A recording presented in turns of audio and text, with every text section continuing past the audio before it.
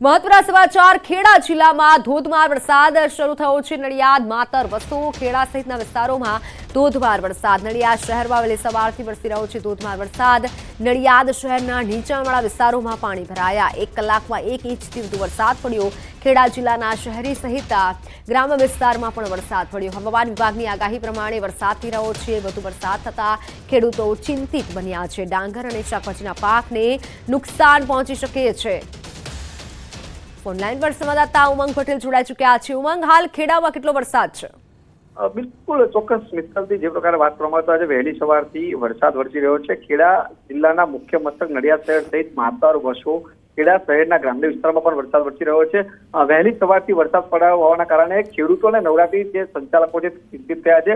વાત કરવામાં આવે તો મિત્તલ નડિયાદ શહેરના કેટલાક નીચાણવાળા વિસ્તારોમાં પણ પાણી ભરાયા છે અને હવામાન વિભાગે જે પ્રકારે આગાહી કરી હતી તે પ્રકારે સવારથી અવિરતપણે વરસાદ અત્યારે ચાલુ જોવા મળી રહ્યો છે। જી મિત્તલ। જી આભાર સમગ્ર માહિતી બદલ। દ્રશ્યો અમે તમને જે બતાવવા જઈ રહ્યા છીએ, જેમાં શાળાના બાળકો તેમજ ગ્રામજનો જીવને જોખમમાં મૂકી અને રસ્તો પસાર કરી રહ્યા છે। પાણીના તસવસતા પ્રવાહમાંથી એકબીજાના સહારે હાથ પકડી પાળી પરથી પસાર થઈ રહ્યા છે। ભેંસો ગળાડૂબ પાણીમાંથી પસાર થતી નજરે પડે છે। આ દ્રશ્યો છે છોટાઉદેપુર જિલ્લાના નસવાડી તાલુકાના, કે જ્યાં ભારે વરસાદ પડતા 2 માસ પહેલા બનાવેલ નાળું ધોવાઈ ગયું, જેનો ભોગ સ્થાનિકો બન્યા। નાળું ધોવાતા નસવાડી તાલુકાના ચુનાખાણ ગામના લોકો તસમસતા પાણીના પ્રવાહમાંથી જીવના જોખમે પસાર થઈ રહ્યા છે। વરસાદમાં જ્યારે પાણી ભરાઈ જાય છે ત્યારે સ્થાનિકો તેમજ બાળકો નાની પાળી પરથી પસાર થવા મજબૂર બને છે। જ્યારે કોતરમાં વરસાદી પાણી આવે ત્યારે ગામના લોકોને સામે પાર જવામાં તકલીફ વેઠવી પડતી હોય છે। પશુપાલકો સામે કિનારે દૂધ ભરવા જઈ શકતા નથી।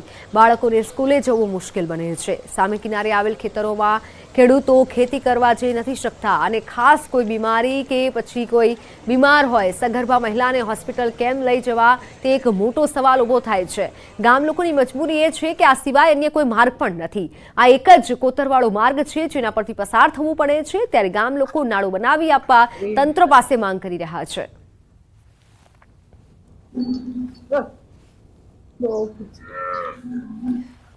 વર્ષોથી તકલીફ વેઠતા આવેલા છે અને આ નાળું પહેલાં બનાવ્યું ત્યાં પછી પાછું તૂટી ગયું। પહેલા વર્ષે નાળું તૂટી ગયું અને અમારા બાળકો અમે સ્કૂલમાં ભણવા જ આવે છે અને અમારે બધો વ્યવહાર નસવાડીને જોડતા આ પુલ ઉપર જ છે।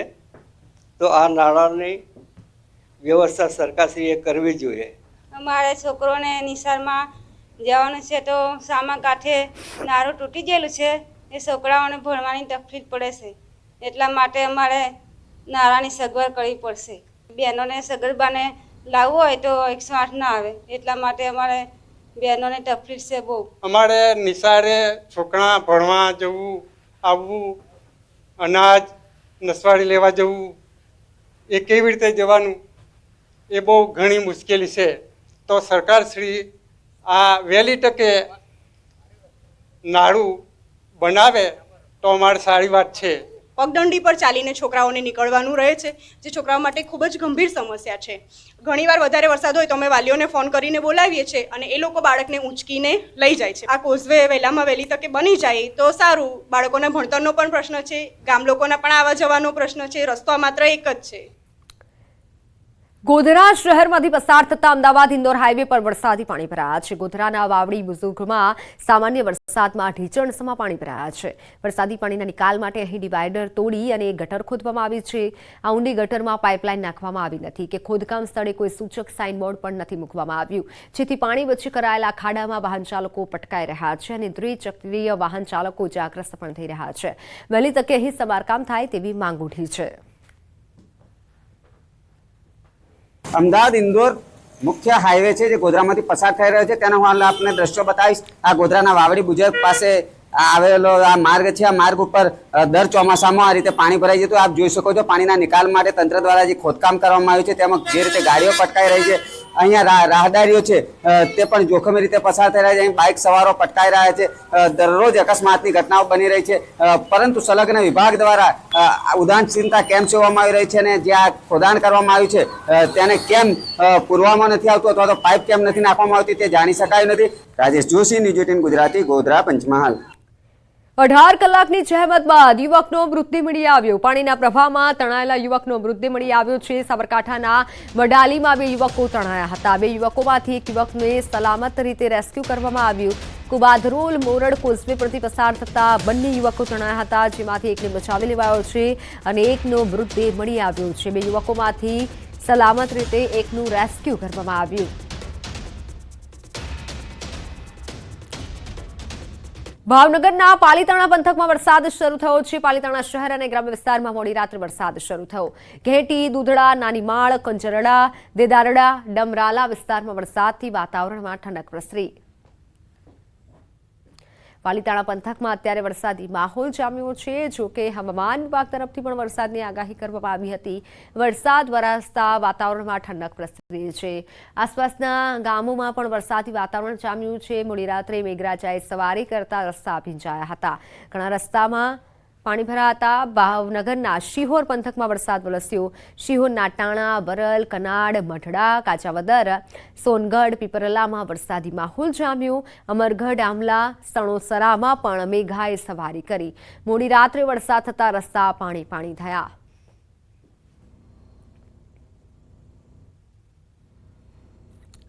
વડોદરામાં વિશ્વામિત્રીના પૂર નહીં અને છતાં મગર રહેણાંક વિસ્તાર પાસે દેખાયો. વરસાદ શરૂ થતા વડોદરામાં મગરો રોડ પર લટાર મારવા નીકળ્યા.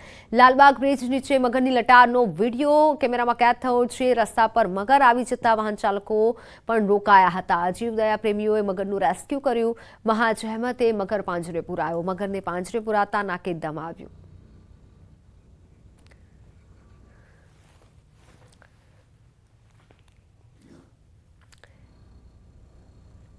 નવસારીમાં વાહન ચાલકે લોકોના જીવને જોખમમાં મૂક્યા. રીલ્સ બનાવી ફેમસ થવાના ચક્કરમાં ટેમ્પો ચાલકે બાળકના હાથમાં સ્ટીયરિંગ વ્હીલ હાથમાં થમાવી દીધું. નવસારીથી સુરત જતા નેશનલ હાઈવે નંબર 48 ઉપર આ ઘટના બની. ચાલુ વાહનમાં ચાલકે બાળકને ખોડામાં બેસાડી સ્ટીયરિંગ પકડાવી વાહન હંકારવાનો વિડીયો સોશિયલ મીડિયામાં વાયરલ થયો છે. વાયરલ વિડીયોના આધારે ટ્રાફિક પોલીસે ચાલકને બોલાવી પૂછપરછ હાથ ધરી. વિડીયોની ખરાઈ કર્યા બાદ ચાલક વિરુદ્ધ કાર્યવાહી કરાશે. રીલ્સ બનાવી ફેમસ થવાનો વધુ એક આ કિસ્સો સામે આવ્યો છે. આ ભયાનક વિડીયો છે, કારણ કે બાળકો સાથે આ મજાક ભારી પડી શકે છે. રીલ્સ બનાવવાના ચક્કરમાં બાળકને સ્ટીયરિંગ થમાવી દીધું અને આ વિડીયોમાં જોઈ શકાય છે બાળક કેટલું નાનું છે. ત્યારે સવાલ એ થઈ રહ્યા છે કે આખરે આવા તત્વો અને આવા લોકો ક્યારે સુધરશે? આ ગંભીર બેદરકારી કહી શકાય અને આવી બેદરકારી સામે ક્યારે પગલાં ભરશે? પોલીસ દ્વારા જે વાતો કરવામાં આવતી હોય છે, ઘણા લોકો સામે પોલીસ કાર્યવાહી પણ કરતી હોય છે, પરંતુ હાઈવે પર ટેમ્પો ચાલકની આ ગંભીર બેદરકારી છે. પોલીસે આ ટેમ્પો ચાલક સામે કાર્યવાહી કરવી જોઈએ.